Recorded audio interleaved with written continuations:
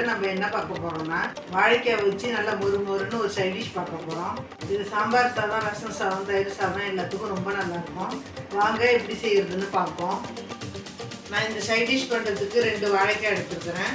நீங்கள் உங்களுக்கு தேவையான அளவுக்கு வாழைக்காய் எடுத்துக்கோங்க. இப்போ அடுப்பில் ஒரு கடாய் போட்டு இந்த வாழைக்காய் இதில் வச்சிடலாம். இது முழுகிற அளவுக்கு தண்ணி ஊற்றி ஒரு 5 நிமிஷம் வேக வச்சு எடுத்துக்கணும்.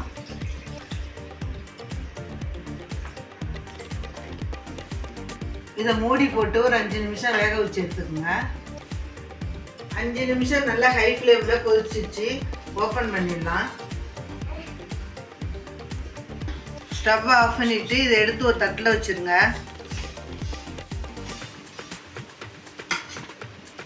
இது நல்லா ஆறட்டும்.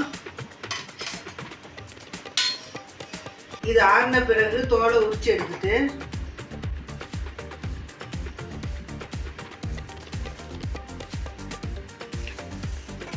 இதை பெரிய பெரிய பீஸா நம்ம கட் பண்ணிக்கலாம்.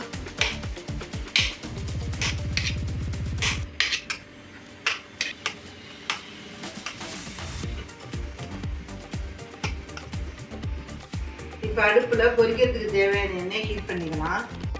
எண்ணெய் சூடானதும் இந்த வாழைக்காயை எண்ணெயில் போட்டு அரை வேக்காடு மட்டும் பொரித்து எடுத்துக்கணும்.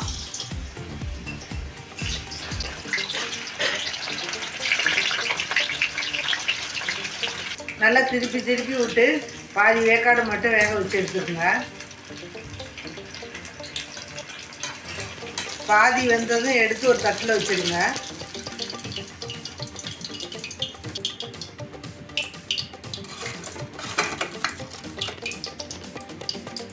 இப்போ ஒரு மேஷர் எடுத்து எல்லாத்தையும் இது மாதிரி ப்ரெஸ் பண்ணி விட்டுக்குங்க.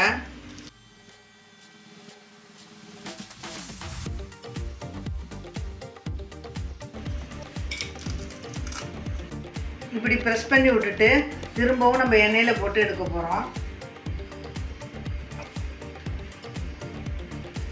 இதை மாதிரி டபுள் ரோஸ்ட் பண்ணும்போது நல்லா கிறிஸ்பியாக வரும்.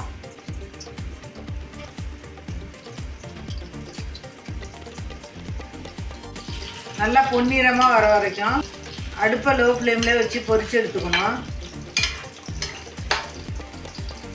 நம்ம பெரிய பெரிய பீஸாக கட் பண்ணி போட்டிருக்கிறதுனால உள்ளாரெல்லாம் நல்லா வேகணும். இது வேகிறதுக்கு கொஞ்சம் டைம் எடுக்கும் தான், ஆனால் சாப்பிட்றதுக்கு நல்லா கிறிஸ்பியாக இருக்கும். பாருங்கள், நல்லா பொன்னிறமாக ஆயிடுச்சு. எடுத்து ஒரு தட்டில் வச்சிடலாம்.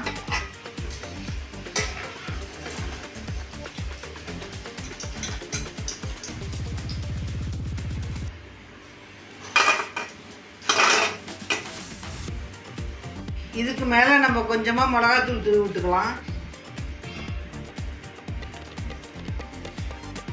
கொஞ்சமாக தூள் உப்பும் தூவி விட்டுக்குங்க. இப்போ இது எல்லாத்தையும் ஒரு குலுக்கி விட்டு சாப்பிட வேண்டியதுதான். நல்லா கிறிஸ்பியாக இருக்குது. இதை நீங்கள் ஈவினிங் ஸ்நாக்ஸாக கூட சாப்பிடலாம்.